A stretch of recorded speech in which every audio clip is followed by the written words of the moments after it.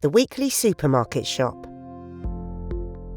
Hugh often uses the rapid EV chargers at his local supermarket on the edge of Newport in South Wales when he does the weekly shop with his teenage daughter.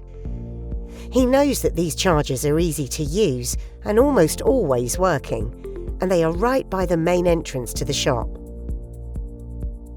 Today, he drives along the row of chargers and can see that one is available without needing to get out of the vehicle to check. As Hugh drives past, he notices that one of the chargers is not working, but he knows from experience that it is likely to be fixed the next time he comes past. He also knows that although his van is big, the side doors and the charging socket are all on one side of the van, so he can park in any charging space as they all have enough space down at least one side.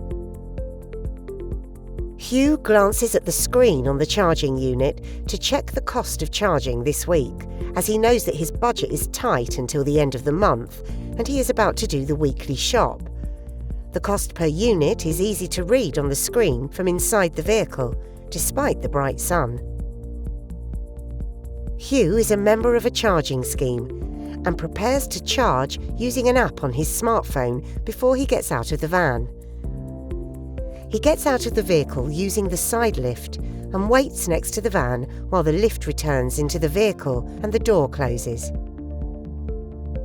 He is going to a social event tonight and does not want to get too tired, so even though he knows he can manage the charging cable using the hand that was not affected by his stroke, his daughter plugs in the cable.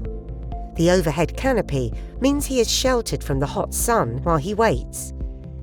Hugh drives his power chair around the back of the van to the pedestrian walkway on the yellow hatchings that separate the space from the passing traffic, and they go into the shop together.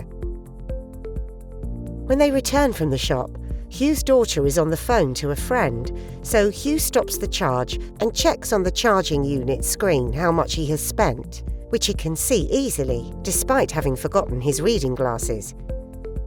He unplugs the cable from his van with one hand and hooks the connector onto the arm of his powered chair. The cable weight is supported overhead, so it does not fall when he unplugs it, and does not feel heavy when he pulls it back towards the charging unit.